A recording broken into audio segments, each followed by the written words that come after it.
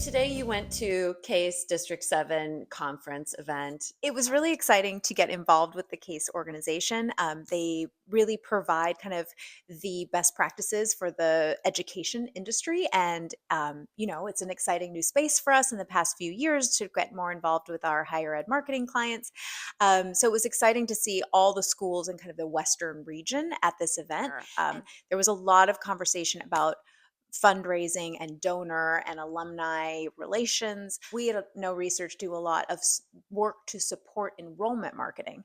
And I think my brain had just sort of been focused in on that, right? So it was really interesting to hear all of the other concerns were there and all sort of battling the same engagement problem, not only from students, but from stakeholders. Presenting about belonging. Can you tell us a little bit about how that went? So we have been able to work with Giselle Nunez and her team at San Francisco State for the past 5 years now on work in all areas of their business and their university. But we had a chance most recently to work with the Latinx Student Center team on a project completely centered around belonging. San Francisco State was going after the Seal of Excelencia because they're a Hispanically serving institution. So during their application process for the Seal of Excelencia, they really wanted to make sure that they bolstered their case with data. So we went in thinking, we're just helping them get this status and let's see how students feel on campus. But it just blossomed. We had a fantastic dual team approach. Our team and our amazing partners at Lexicon and Line did a mixed method study, so we were able to get both breadth and depth. So that's what we talked a lot about in the presentation today, was the idea of the benefit of surveying the wider population to figure out how student bodies as a whole feel about belonging, to identify the gaps where which populations feel less so, right? And how to kind of dive in with the qualitative research to explore that and figure out how to kind of lift those populations that may not feel belonging in the same way. But please, you spearheaded this project. So what what's most important to you about the work that we're doing in this space these days? So understanding what different perspectives come from different communities is really important in order to service and empower students that are then entering the workforce and then building upon their own life experiences and also like coming into the world. So it's really an important category and population, and I think it's just extremely meaningful work.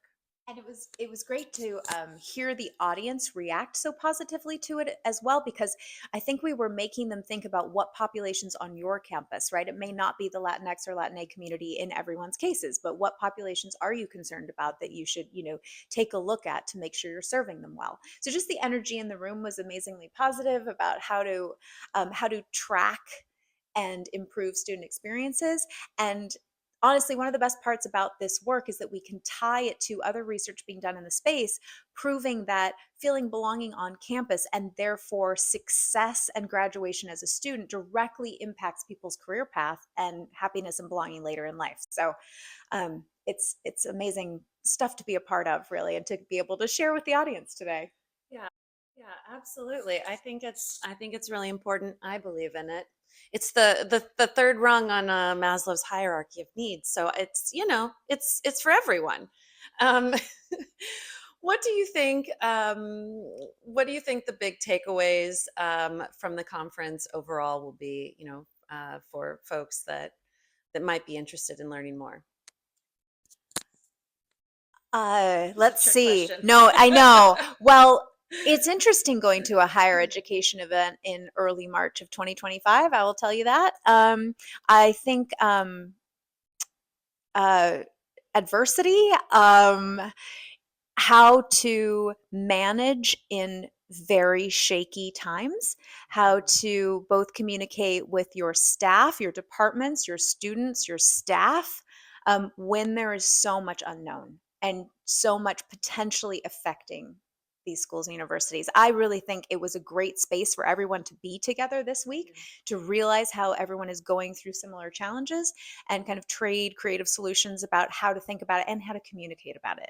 And that's the work that we're doing at No these days, is so much around how to communicate through these times, because it's still important to keep connected to your community, to your faculty, staff, student bodies, stakeholders, donors, board, all across the way. So I think that was really, those were the hallway conversations, those were the lunch conversations, in a very kind of respectful, proactive, what can we do as an industry kind of way. That's where we come in. And what we love to do, we love to talk to people to find out more about what it is that they need and how best they can be communicated with. So people like those folks that are navigating these turbulent times can make decisions, because data can help you to lead to more strategic, effective cost solutions overall.